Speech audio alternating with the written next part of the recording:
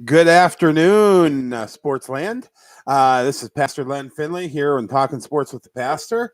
This is the episode for June the 18th. We are about a month away from Steeler training camp. Steelers training camp schedule just came out the other day, so we're kind of gearing up and getting ready for that. We're going to talk a little bit of Pirates today. Going to talk a little bit of Steelers today.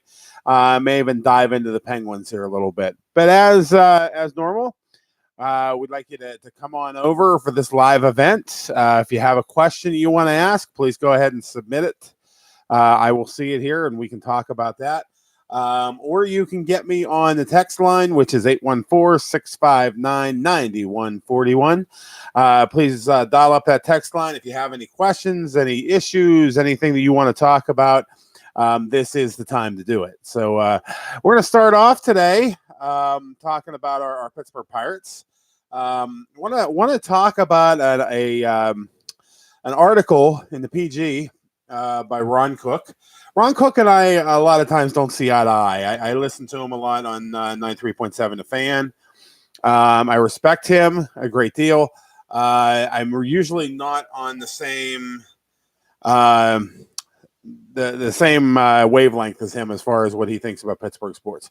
In this particular article, he was saying about the Pirates need to sell what they can and start over. I like the idea. This is the first time Ron Cook and I are kind of on the same page with this. I love the idea. There's only one problem. When you have the nuttings involved and you have the powers that be in the ownership group, and you can start over as much as you want. You can have the best ingredients in the world. You can have the best chef in the world, and if you're only going to give them a microwave to work with, it's going to come out as the same stinky food every time. And that's kind of where the Pirates are. The Pirates are probably a AAA.5 team with no hopes of ever going up to the major league level. We've been stuck in mediocrity for a long time. We've hit the higher levels of that mediocrity. But to think that this ownership group, this team, this city has a World Series championship in their near future is a pipe dream. I just don't think it's going to happen. That's my personal opinion. I think the curtain fell on this team way back in 1991 when Sid Bream crossed the plate for the Atlanta Braves. It just has not been the same ever since. And I'm not talking like, I wish I had the good old days. I mean, we've had a lot of good ball players through this town since then.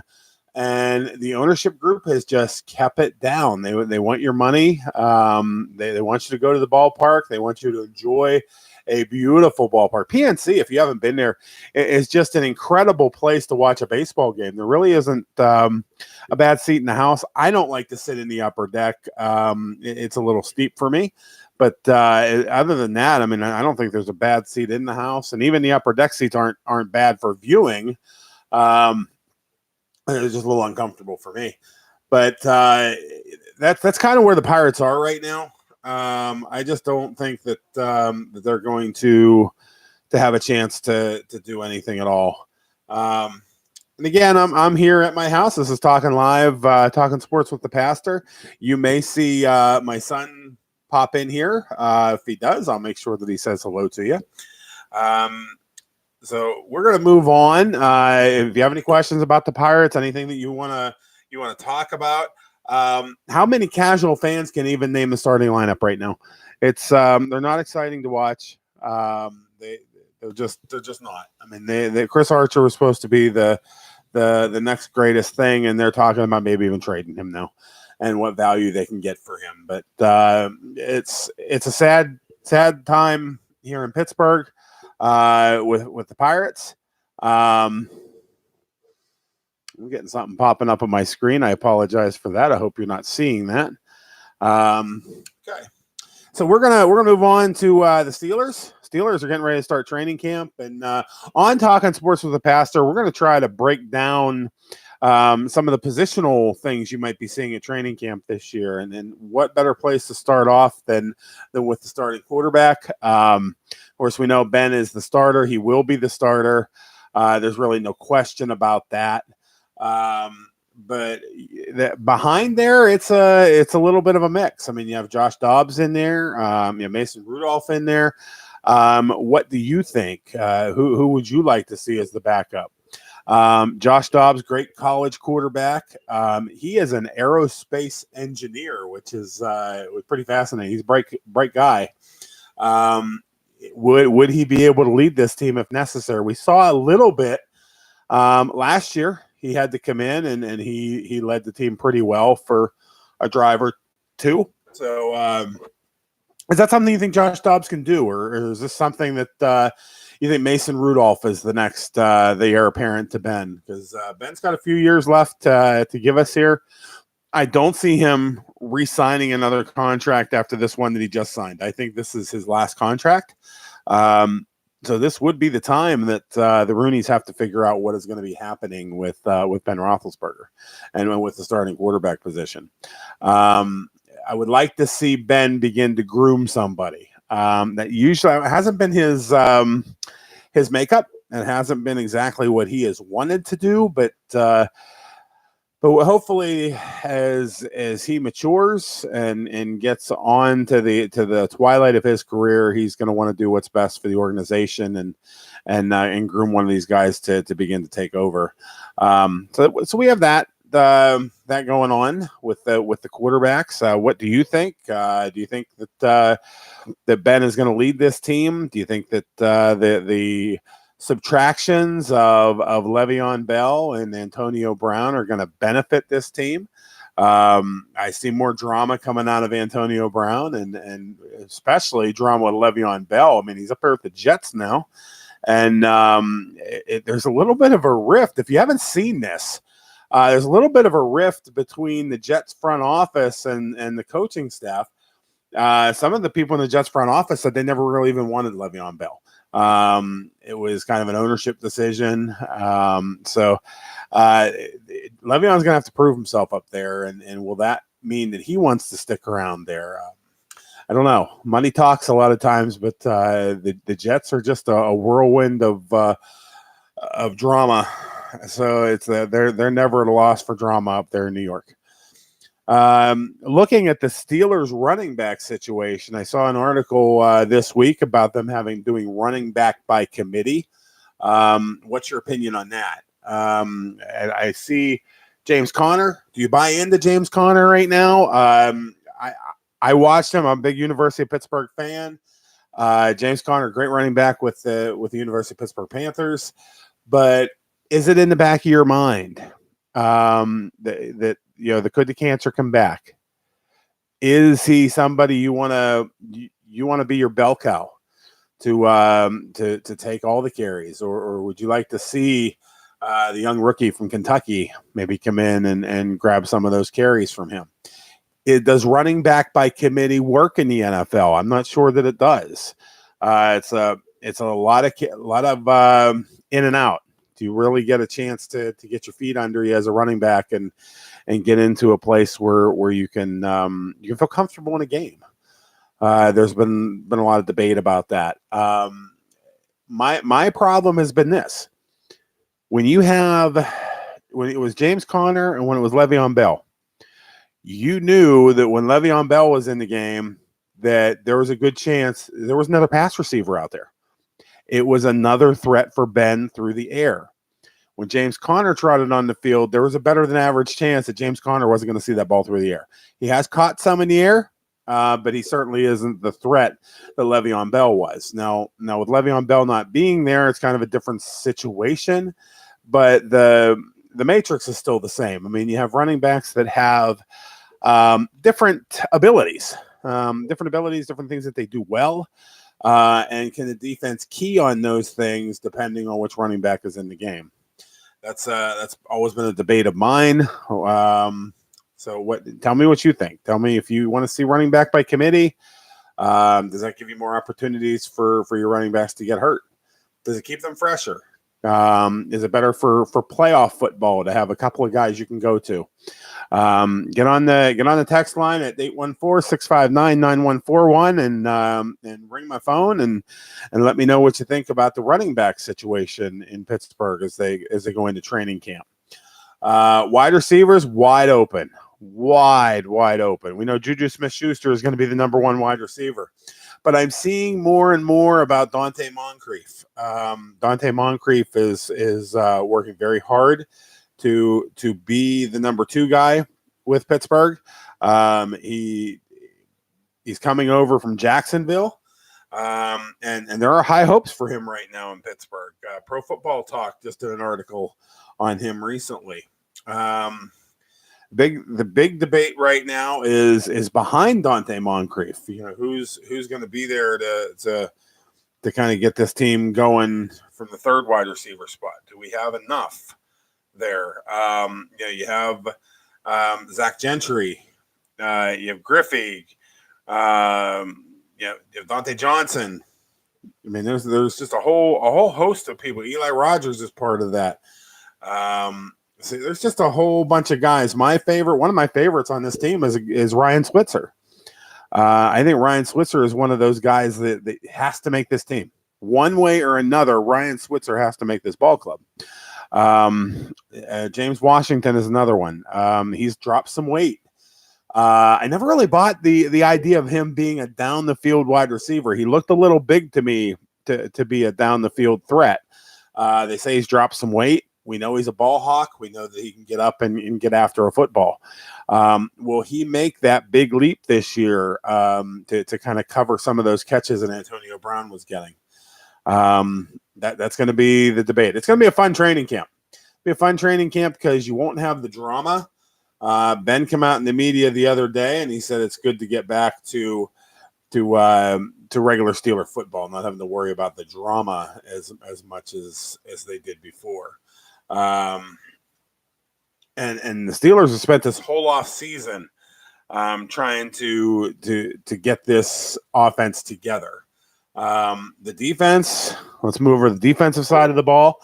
We'll cover tight ends and offensive line in one of the upcoming broadcasts because there's a lot to talk about there as well.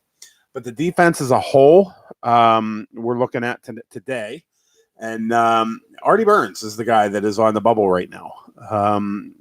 He, from what I understand, he's been working very hard in the OTAs. He is not taking anything for granted anymore. And he understands this is the year that he's going to have to show up or he's going to be down the road. There's just no question about that. You can't spend a first-round draft pick on somebody and then have them not produce. That just doesn't work. So have you lost faith in Artie Burns? Is he somebody that you want to see leave this team? I mean, we have a lot. The Steelers have a lot of defensive backs right now. A lot of guys that can cover. Are they deep enough at defensive back where they could let go of a guy like Artie Burns? They have a kid from West Virginia, that Askew Henry, that is in camp. I don't know much about him. You have Jordan Dangerfield, which is he's more of a special teams guy. You have Sean Davis, Terrell Edmonds, who are safeties. But you have Joe Hayden, Mike Hilton, Justin Lane. Are you buying into Justin Lane? He's the draft pick from Michigan State that Steelers have picked up.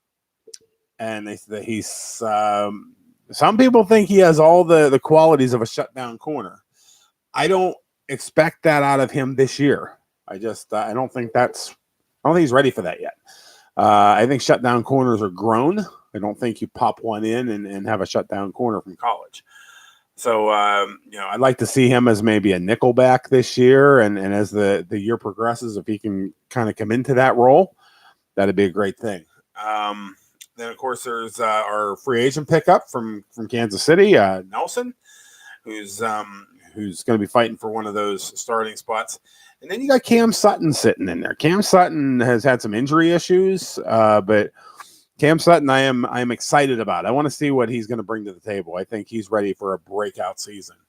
And then there's another guy that kind of impressed a little bit last year, but we didn't catch a full season of him, and that was Waters. So there's a lot going on there. Is the defense going to be better this year? I mean, of course, with the linebacking core, I think they're going to be solid there again. And I think we're seeing a very young defense that is going to be very, very good for years to come. And it could be the catalyst that we need to get to the next level. Everybody's kind of doubting the fact that we can get there. I see a very weak division this year. Cleveland, of course, has gotten much better, but they have also gotten a lot more drama. They picked up some guys that are just full of drama. So, is that good for a young team? They took a big step last year. I'm a little scared for them. But you look at the rest of our division, and Baltimore, I think, will take a step backward this year. I just don't see them being the same quality and caliber team they have been in the past. And Cincinnati's a train wreck right now. They're going to need a few years to kind of get it back, get the ship righted it once again. So I see kind of a weaker division. I see an opportunity for the Steelers to come up and maybe grab that division crown again. And depending on how the team gels together, possibility that they could grab a first round bye even. And nobody's really seeing that. I was watching NFL Network, and they were somewhere between 8-8 and 10-6. I will say this: the schedule is not favorable for them this year. It's not a great schedule. It's not overly difficult, but they've been hammered again with where they have to travel. So let's go over the schedule maybe just a little bit. And of course, we're going to skip all the preseason games because they really don't matter anyway. It's a great time for you to take the family if you want the family to see a Steeler game. You can get tickets fairly cheap. It's still Steeler football. You get to see some of the young guys. I mean, it's still not a bad time at Heinz Field. We open up the 2019 regular season Sunday, September the 8th, and we travel to Foxborough to New England. That is a tough way to start a season. They are going to be tested right away, right out of the gate. I'd like to think they have a chance in that game. A lot of it's going to depend on how the defense plays. A lot of it will depend on just how much Tom Brady has left in the tank. And every year, I think that Tom Brady is on his last legs. Being a pastor, I think I kind of pray for that a little bit. I get a little frustrated seeing number 12 there in a Patriot uniform just beating our brains in every time. So I would be very happy to see him hang up the cleats.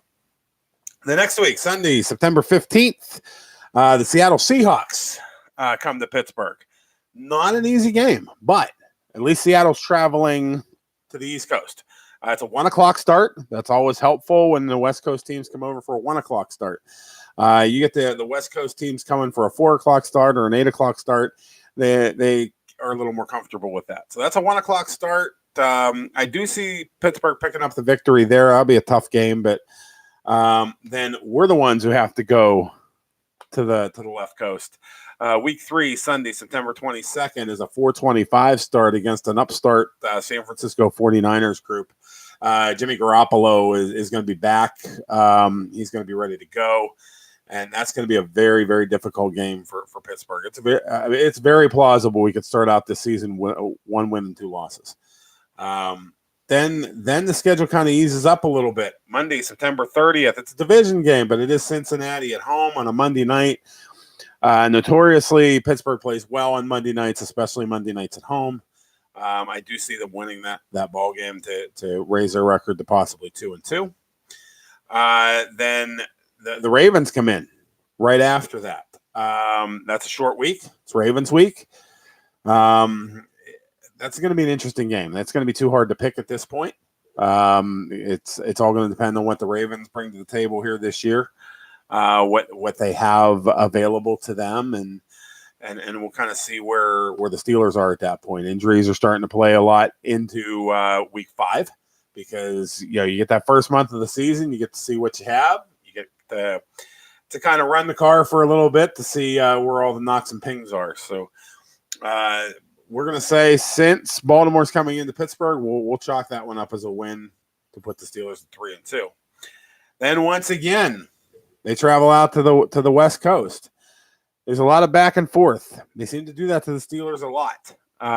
It's a Sunday night game, 8:20 against the Los Angeles Chargers. Still having a hard time saying LA Chargers. But that's an NBC Sunday night game. It's hard to say what that might bring. Chargers always play us tough. They always play the Steelers tough. So it's hard to say what that game might bring to us.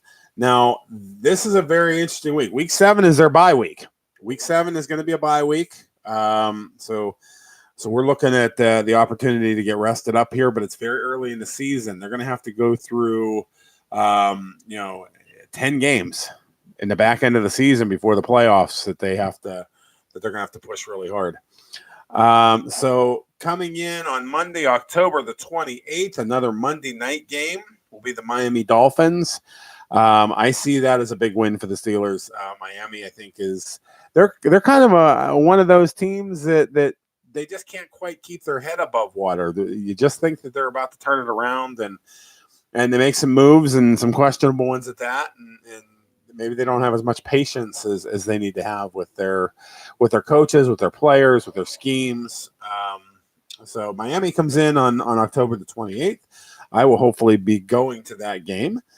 Then on Sunday, November 3rd, we have the Indianapolis Colts coming into Pittsburgh. That's going to be a tough game. Tough game coming off a Monday night to a Sunday afternoon. Don't know what might happen there.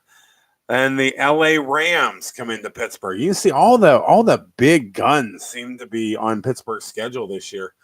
So the Rams come in for a 4:25 game on Sunday, November 10th. Again, we talked about the left coast teams and when it's a 1:00 start versus a 4:25 start, and that's kind of a big deal that the Rams get to come in here and kind of stay on their own schedule, which is going to be very dangerous for the Steeler team.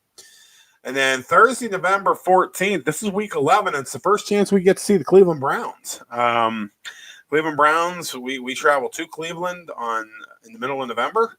It's an 8:20 game on a Thursday night. So that's going to be an interesting week, a short week after a tough game with the Rams, and we have to go on the road. The schedule becomes more and more brutal as we move on. Then we come home we actually travel to Cincinnati, week 12, Sunday, November 24th, a 1 p.m. start against the Cincinnati Bengals. And then we turn right back around on Sunday, December 1st, and we host those Cleveland Browns at Heinz Field in week 13. So that's a very interesting part of the schedule where we go to Cleveland on a Thursday, and within 17 days, we're playing them again. That could be a crucial part of the season right there. Playing an in-division rival just 17 days apart. That's not an easy thing to do. So we're hopeful that at least that second game we might be able to take from the Browns. Going into Sunday, December the 8th, this is week 14. The Steelers again traveling out to the West Coast. They're going to play the Arizona Cardinals. 4:25 start out there for week 14, December the 8th. Just a tough ask after we have three division games, and then they want us to go out to the left coast. So that's again not an easy thing to accomplish. Then they come back home Sunday, December 15th, getting close to the Christmas holiday, and they're gonna square off in Pittsburgh against the Buffalo Bills. By that time, I think Buffalo is going to have maybe an off season this year. I don't see them making a lot of noise. I could be wrong. Could be totally wrong. And that's going to be a trap game. I'll call it right now that game, Sunday, December 15th against the Bills, is a trap game for this Pittsburgh team. Why do I say that? It's strictly because of the Week 16 opponent. If you haven't looked at the schedule yet, Week 16, the Pittsburgh Steelers travel to the New York Jets. And they will finally get a chance to see Le'Veon Bell if he's not hurt.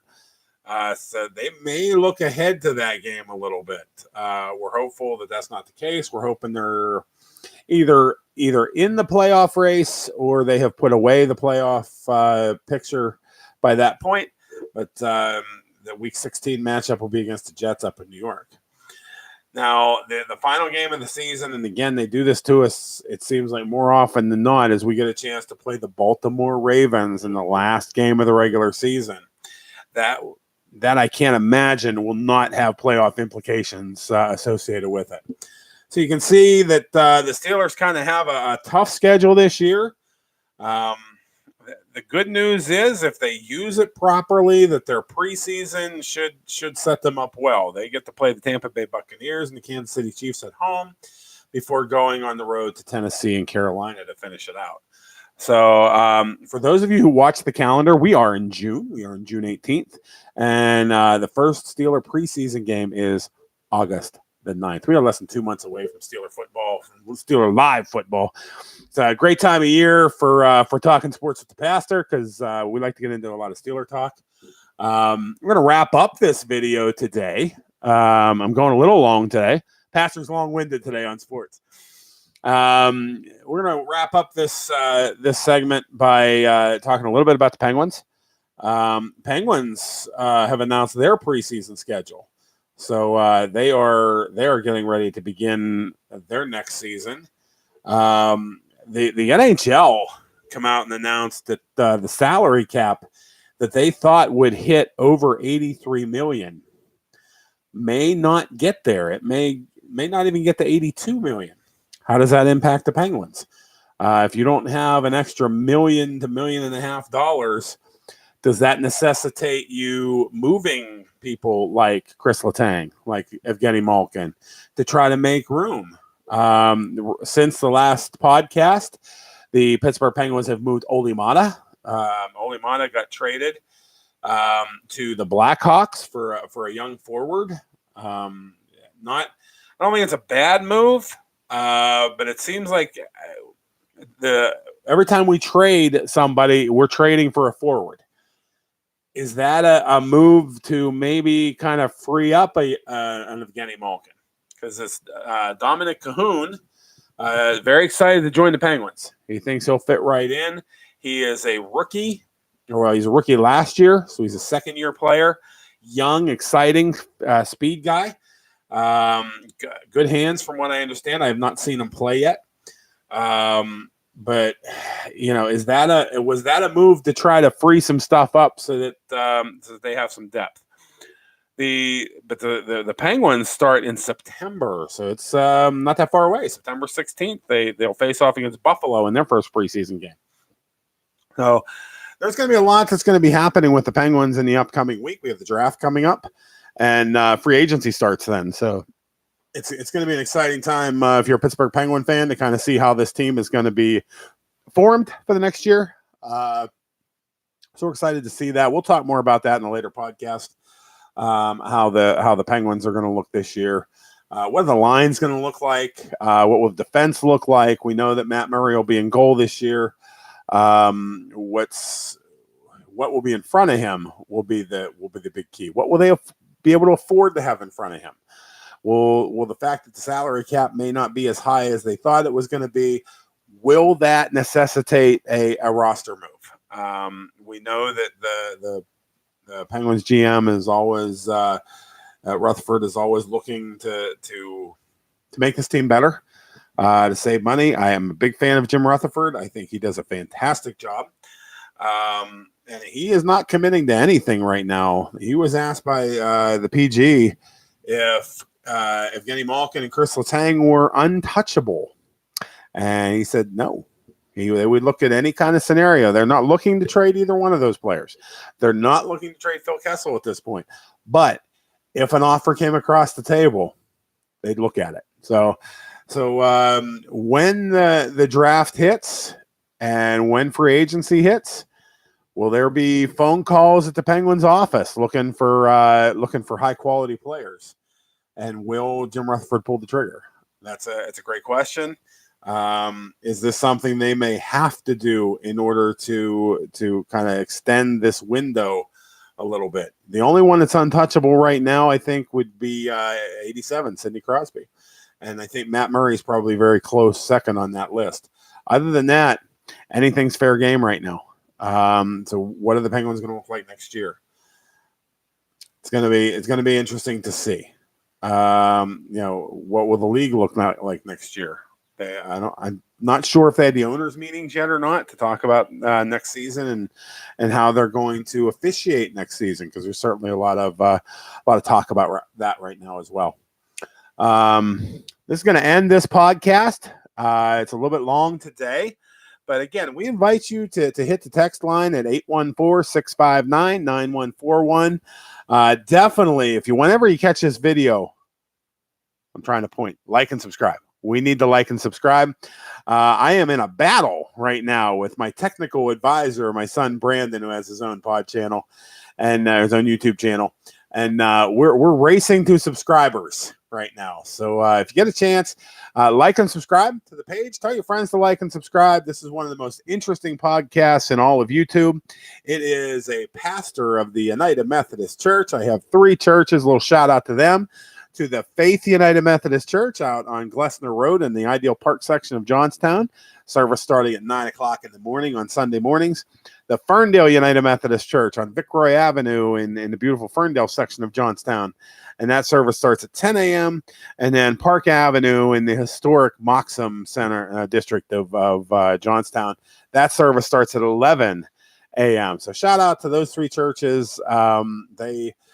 They have loved me for a lot of years, and now I have stretched myself out, and I'm now talking sports as well. So it's exciting, it's fun. Come join in on all the fun. Text and subscribe and like, and make sure you click on that bell so that you know when I'm going live. I try to do this at least a couple of times a week. It may pick up a little more than that once the Steelers are in camp. We're kind of in a I don't say a dead zone. That's not the right way to say it. We're not in a dead zone by any stretch of the imagination, but we are in kind of a slower time of the sports year. But it's fun to watch all the movement and see where the Steelers, Penguins, and Pirates might end up for the upcoming fall. So thank you very much for tuning in. If you catch this video later, still like and subscribe. We're trying to get as many subscribers as possible. And right now, Talking Sports with the Pastor comes to you commercial free. It is the most must-see web podcast in all of Steeler, Pirate, and Penguin Nation. It's the only chance that you get to become a live part of the show. So we'll see you next time. And you have been Talking Live Sports with the Pastor. See you next time.